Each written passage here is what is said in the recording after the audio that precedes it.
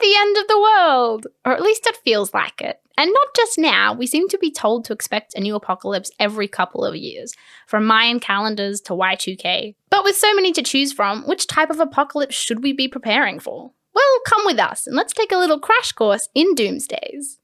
Hello and welcome to the Hoke Poke Pod, the show where we explore the strange and unusual. Really? We're just two idiots poking things we don't understand. So join us as we dare to ask the questions that nobody wants answered, such as, if robots gain sentience, would they kill all the animals too, or just humanity?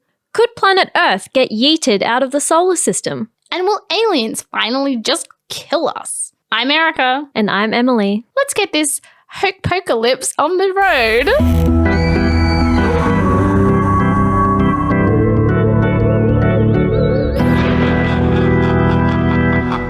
So this episode, we're all about apocalypses. Yeah. Doomsday. Ends of the world shit. Yeah. And that comes in a lot of different flavors, which anyone who's watched any disaster film will be aware of. You've got supernatural endings, you've got man-made endings, natural endings, really anything you could want. Yeah. And I feel like this year is relevant more than ever for this topic to come up. Oh my God. I feel like we've been living through an apocalypse for, it feels like decades now. We're not going to talk about that one. No, we're not going to be touching on that. But I think we figured, well, why not look into some of the things that people don't really talk about that could happen to us at any moment that we are in absolutely no control of. Let's make people more anxious. Yeah, it's like we've all been living through semi-apocalypse. So let's distract ourselves from this one and talk about the ones that we haven't lived through yet. Yeah. And let me say that apparently, like, there was a huge survey done and apparently people estimated that there is a 1 in 10 million chance of extinction in the next 50 years. That was the guess. Okay, 1 in 10 million is not high, but it's higher than I would like it to be. It is. I feel like it's a separate discussion on its own. It's like, what is like that 1 in something? Like, how do people even determine that? Well, statistics is insane. Like, so just blah, blah, blah. Statistics is a really hard topic to comprehend at the best of times. Yeah. But I mean, luckily we're going to be talking about very little science in this episode. Yes. But because there are so many different types of apocalypses, we thought we could do quick fire rounds. Yep. We're going to time it, 5 minutes on the clock, 5 minutes for each apocalypse. And hopefully that way we'll sort of crash through the core of both the natural apocalypses and the potentially man-made ones. And we'll get a nice little overview of Doomsdays. So you can be prepared or just very, very scared. Yeah, or both, you know. We're here for you. And I think you're going to start us off, and I'm going to start the timer. Yeah, you can start the timer. I am going to start by talking about the, drum roll, the supervolcano eruption scenario. Oh, I love this This scenario, yes, look, as I often go down rabbit holes, seems to be my thing. I just ended up looking at 50 volcanoes that could kill us. And haven't yet. Or at least kill the countries they're sitting on, that are currently active throughout the world. The one, because there are a lot, and there've been a lot of huge explosions in history as well. But one I did focus on was the huge volcano, the supervolcano in Yellowstone in Yosemite National Park. There's been a few films made about this. I mean, volcano films were like a quintessential part of my childhood. So I feel like I grew up kind of expecting a supervolcano eruption any day, and that's never really left me. It's like all in the back of my mind, like, hey, today we could all die. Well, I've got some news for you. So the Yellowstone volcano has erupted 3 times in the past 2.1 million years. So that's once every 600,000 years. Okay. And the last time was 600,000 years ago. So we're kind of technically due for one, though I'll put you at ease. It's not estimated until the next 1,000 years.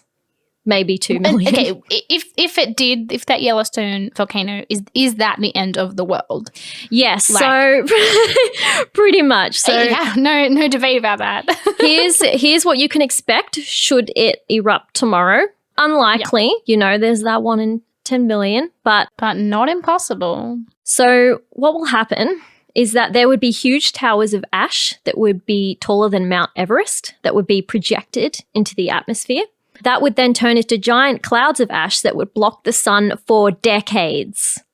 Decades. Decades of no sun. You'd be living in darkness. Not potentially not the entire world, but the whole of North America, for sure. Okay. Nearby cities would be covered in a meter of ash. That's if you survived that. Probably unlikely because it's like toxic. And then that roll-on effect would be global temperatures would drop rapidly. So then all the plants and the crops would die. So the entire... And also I imagine the no sun would help with the plants dying too. Well, yeah. That's because the temperatures would drop from there being no sun. Oh, yep. I'm following. You up to speed now.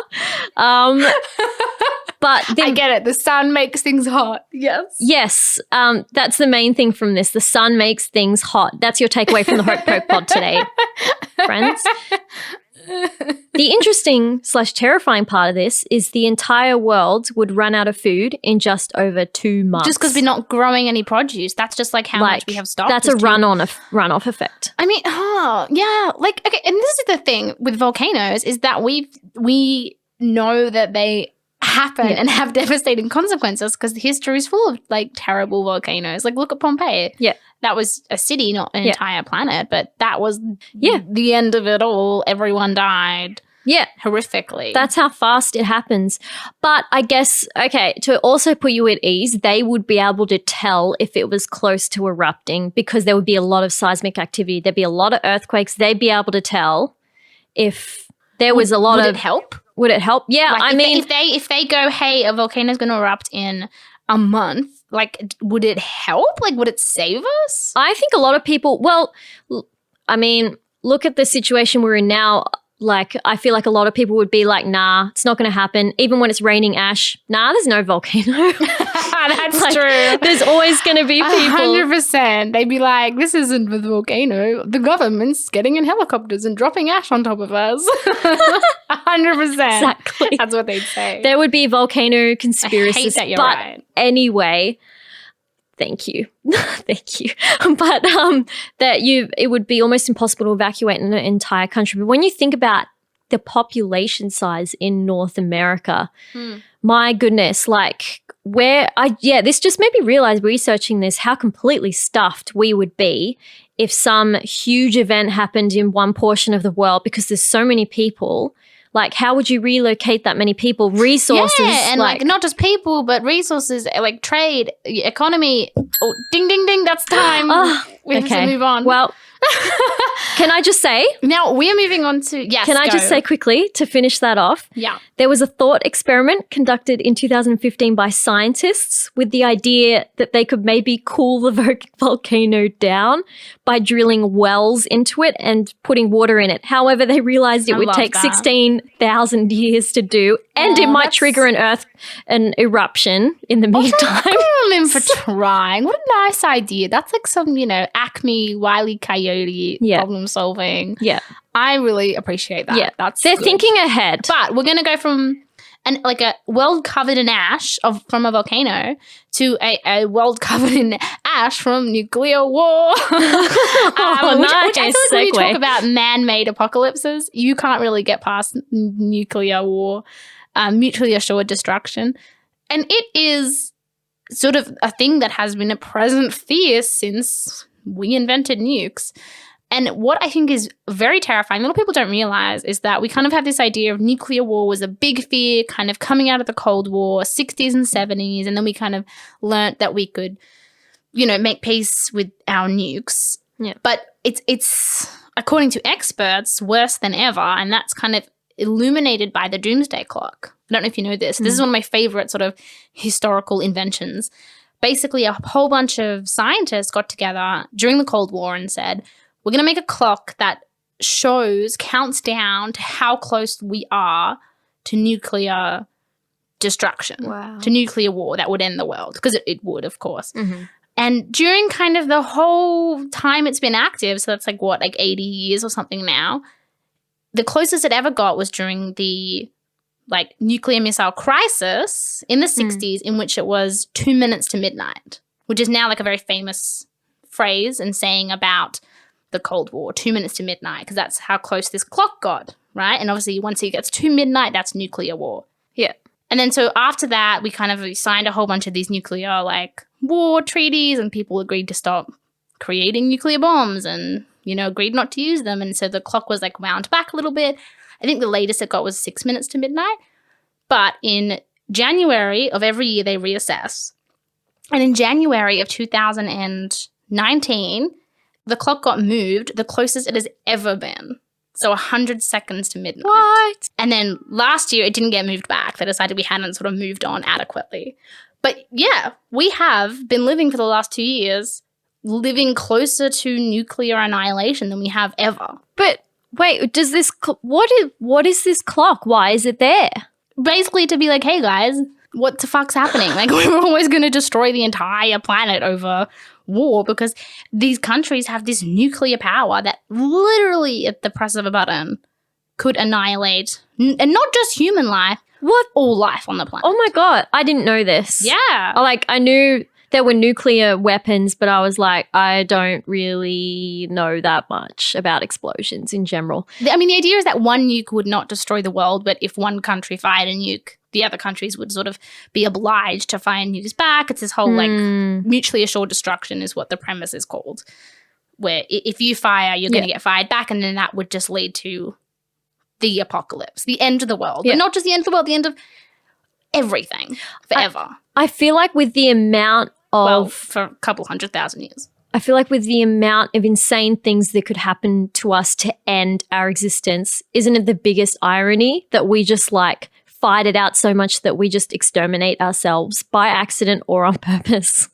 Really. Which is one of the things that is so insane about nuclear power. Like, we know we can't ever use it without killing everyone.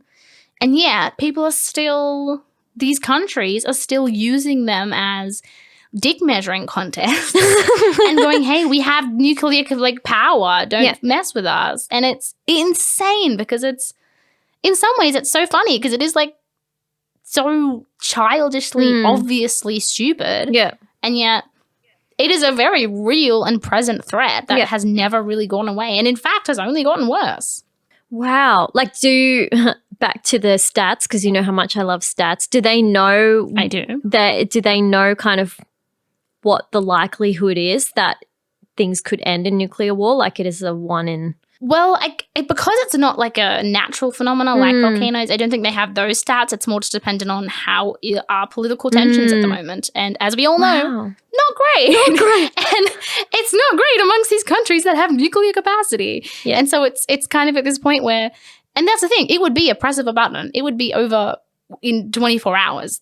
The world, the planets, well, not the planets, our Earth, our plants, our animals, done.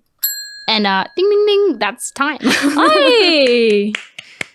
Well done. Thank that was you. a good one. Yeah, spooky. And I guess while we're on the topic of like debris still, we can move on. I guess projectiles, right? Yeah.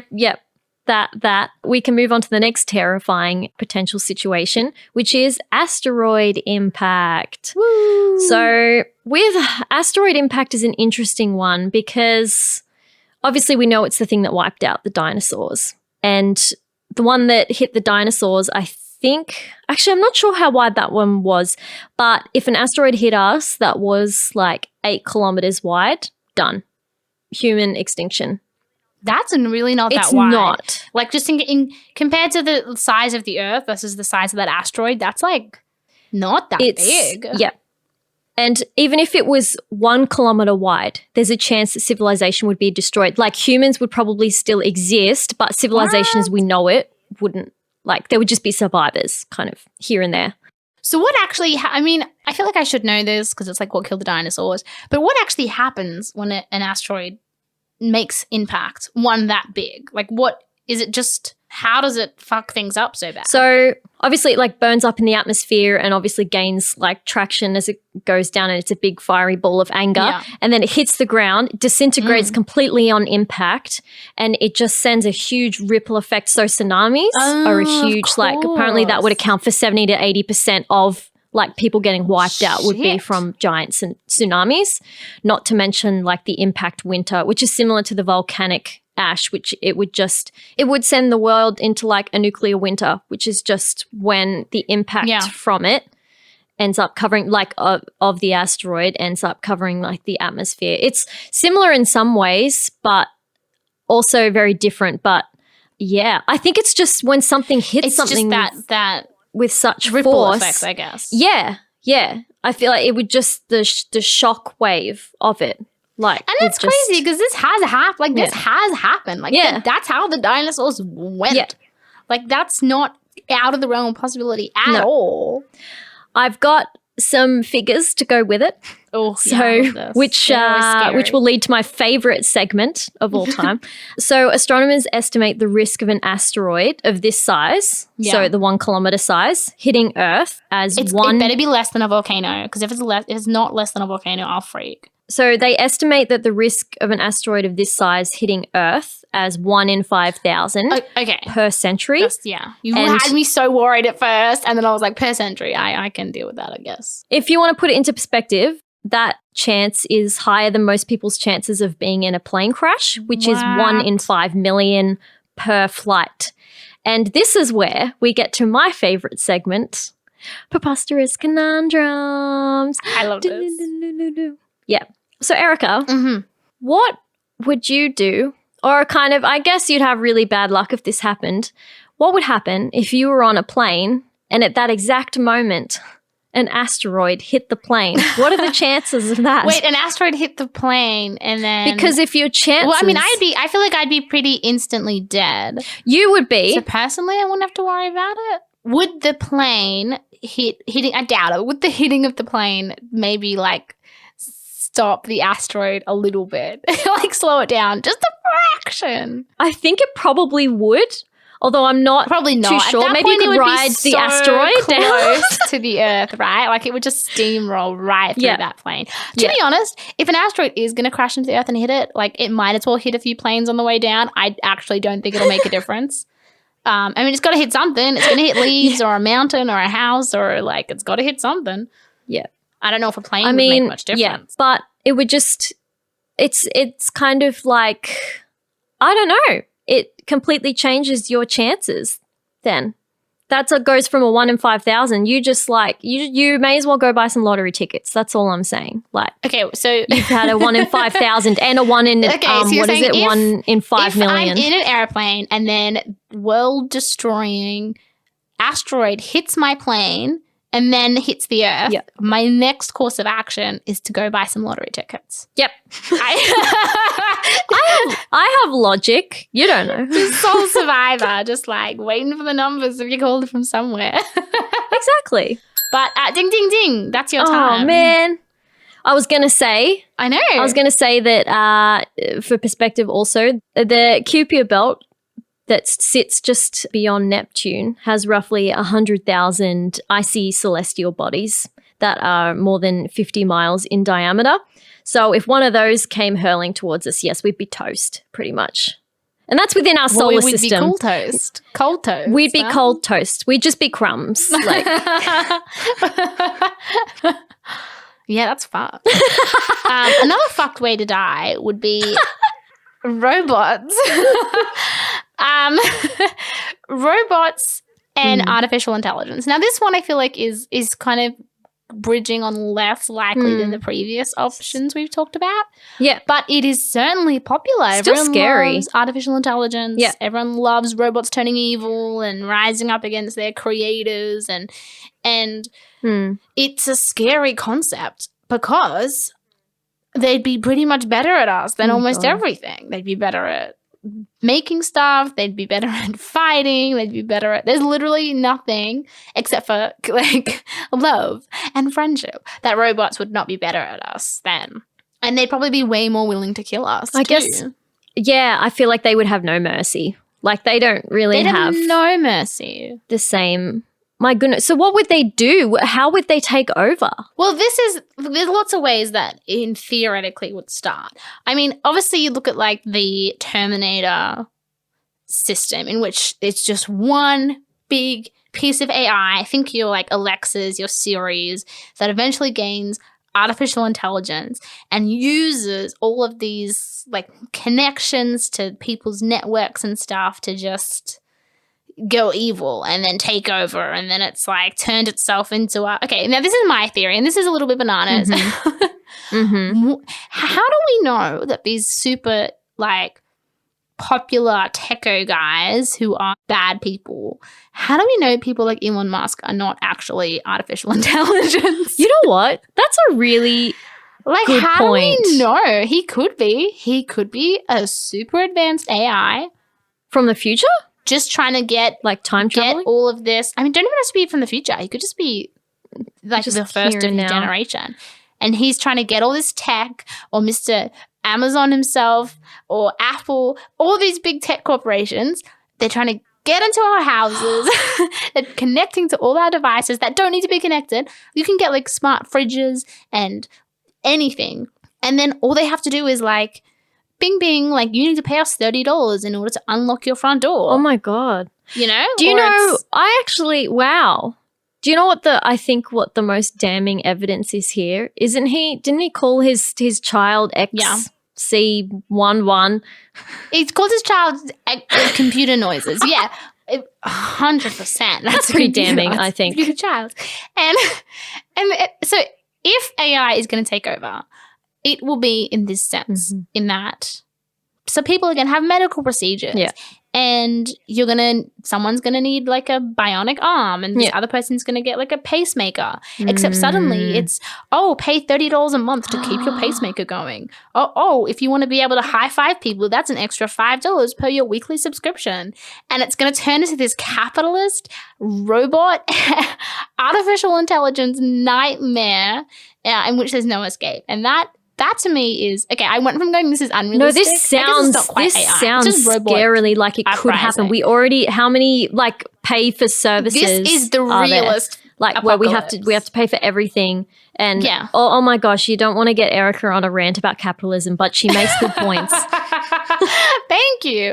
And then eventually we're all just like logged into our little artificial life boxes, which we have to pay, and then everyone's just like a living servant, and the robots have effectively won because nobody can do anything. Everyone's so reliant on this technology that is run by, I'm calling it, artificial intelligent robots. I'm scared because, do you know what though? Subconsciously, I think this is the reason why I've never gotten like an Alexa or like the Hey Google thing. Nah. Because Or Apple Watches. Apple Watches freak me out so much. I just don't think like them. Apple No. as a company needs our personal like medical information No. daily. And that just scares Oh me my so God. much. I looked at like, And this topic is it knows how long I sleep for. And if I wake up and I'm like in the middle of the night, I'm like, how does it know that? If I'm not checking my phone, how does it know that I woke up at 3 a.m.? What?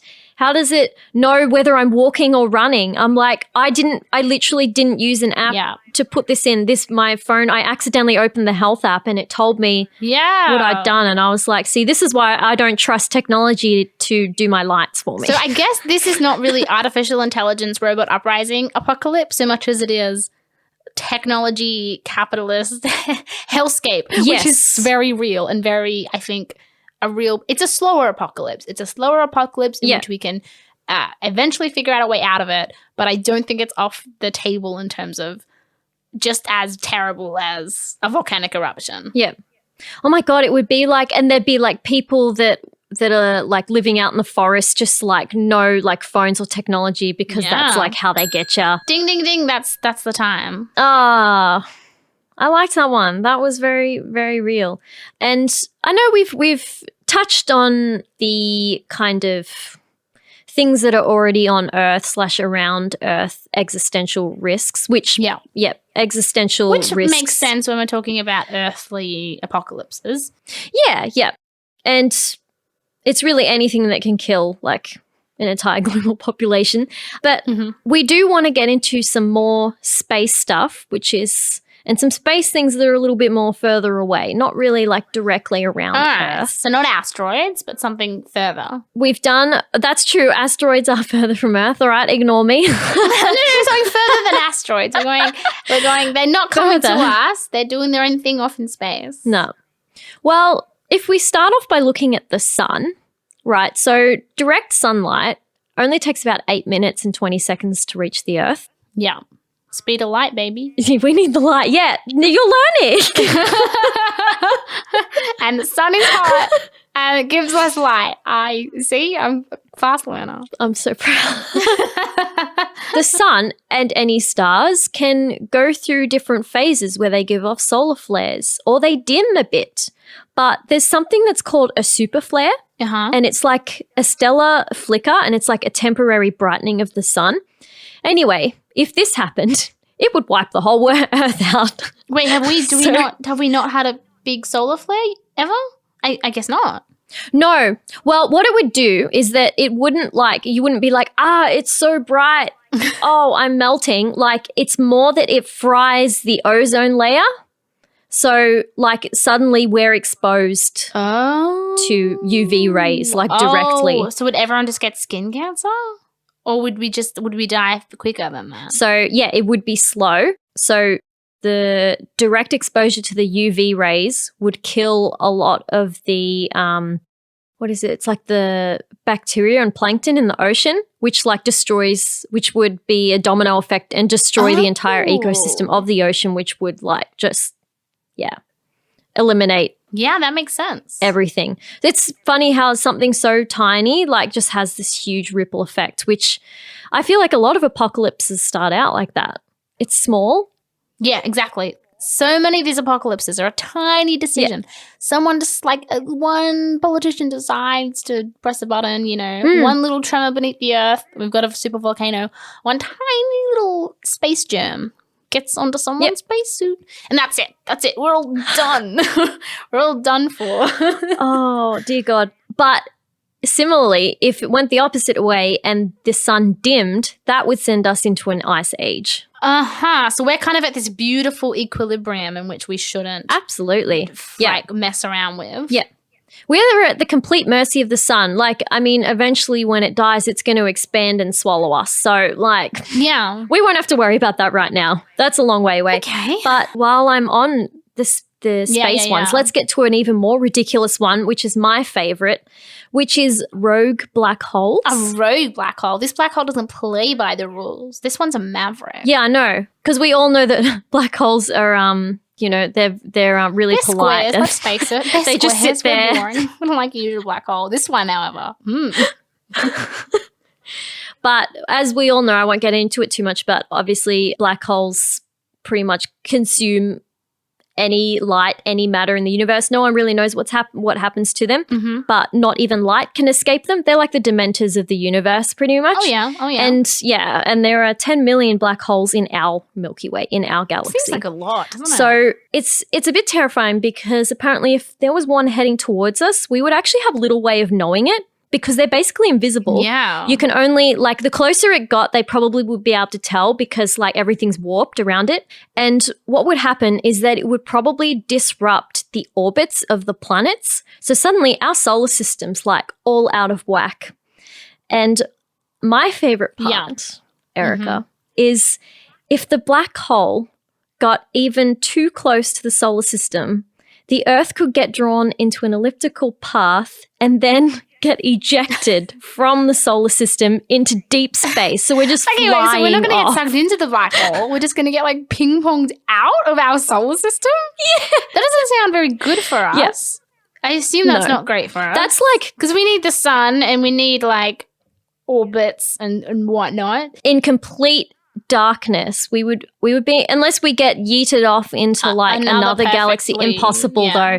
We'd have to be going at the speed of light, or if we came across a wormhole. Yeah. Don't really know. Bad either way. And I feel like that's best case scenario if it got too close, we'd just get thrown away, because the worst case would be is that we just kind of get sucked into the black hole and we all break down into atoms at the end. Jesus Christ. This one's sending me into a major fucking spiral of what even. But if we're all atoms, aren't we all us? I don't would it. We don't know what's in a black hole, right? So maybe we all go into a black hole and we turn into no one knows. Versions of a plant. Yeah. And we all live nice plant lives. You know what? For you, I'm just going to say, yeah, Erica, that probably happens. We turn into rather plants. get sucked into a black hole than like ejected out of our solar system. I would feel so upset about that. Like, because that's, you know, like that's our Jupiter, you know, that's our Pluto. I don't want to be somewhere else. I don't, that would feel like I would miss them. I'd miss our home. And we'd also be pretty much instantly dead, but in death, I would feel miss like, our home. and I feel like this is a completely separate space topic, but Jupiter's got the biggest gravity. It holds a lot of our solar system together with the sun. So I feel like it might be one of the first to go, but you never know. Yeah, that's you true. never know. Oh, and well, that's time, and it brings us to our very last apocalypse of the evening, which is a fun one, and it's also we're going to stay in space for this, and it's called interplanetary contamination, which is kind of a fancy way of just saying space diseases.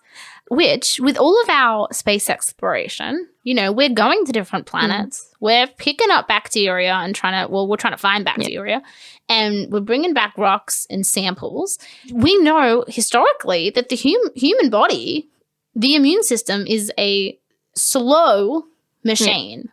And if a new bacteria is introduced to it, that's it. That can be a whole group of people wiped out.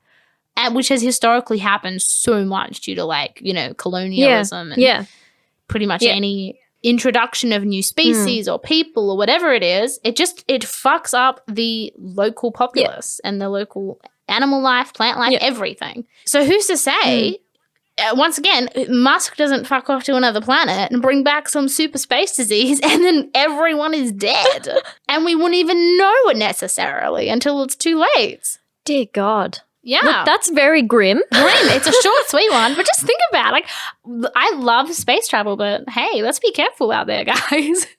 I really like that. But it's also, that's an interesting point because back to asteroids, like asteroids also bring alien space matter on them to Earth. That's how we got a lot of our minerals and stuff was from meteors and asteroids hitting us in the beginning of the Earth forming. But that's true, yeah. Do you think that potentially there could be some kind of bacteria where we just become aliens? What do you think? Well, this is the thing. If we do find a bacteria out in space, that is alien life. Like, that's it. That's the job accomplished because a bacteria is life. So in many ways, it's success. It's, hey, we found alien life, but surprise, it's this tiny little bacteria that the human immune system is absolutely not like able to handle, and it kills us all. Which is, if we do find alien life, that is probably the most likely situation. It probably is bacteria, and it probably is going to kill us. That's really interesting because I feel like if with all this talk of, you know, alien invasions and stuff, if they wanted to kill us, they probably could pretty easily just by introducing some kind of foreign, like, bacteria. That's, wow. I mean, it happens all the time on our planet, like, amongst different groups of people on our planet. Like, happens with animals. You introduce one animal to a, you know, life that it's not used to, and it spreads disease. It becomes a plague. It infests. These ecosystems are so delicate. They are. Of course, an alien ecosystem would be just as, if not more delicate. And either we'd destroy it or it would destroy us or both. It just reminds you how vulnerable we are. Like, as a civilization, as human beings, we are very, very vulnerable, and I think it pays to think about. It does. I feel like because we've spent, you know, thousands and thousands of years of, like, inventing shit and discovering travel and, you know, discovering hand wash. I feel like we've gotten a little too big for our britches, humanity, and we're kind of walking around like, hey, we're invincible. But it's like, well, hold on a second. Hold on a second. Didn't the dinosaurs too think they were invincible? Yeah. You know? Hubris.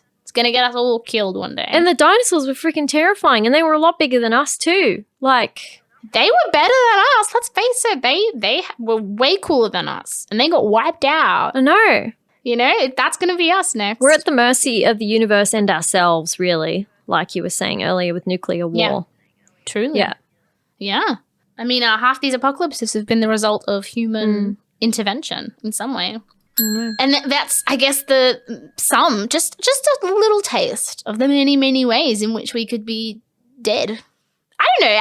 You know what? I find this topic oddly in these trying times of COVID. it's kind of comforting to think about other ways in which we could all die. Yeah. Well, I think it allows you to see the big picture where it's just kind of like, well, you know, if it's not one thing, it's just going to be another. I don't know. I feel like the 21st century is kind of like a giant game of Russian roulette. It's like, what's going to take us out? Like, is it? Yeah. There's a kind of like a comfort in being able to say like, something's going to get us eventually. So let's just not worry about it too much and just keep dealing with the situations that we have. Exactly. Yeah. That, I don't know. It's is that your scary, but in a kind of fun Is way. that your verdict? Yeah, I guess that is my verdict. That is my verdict. It's.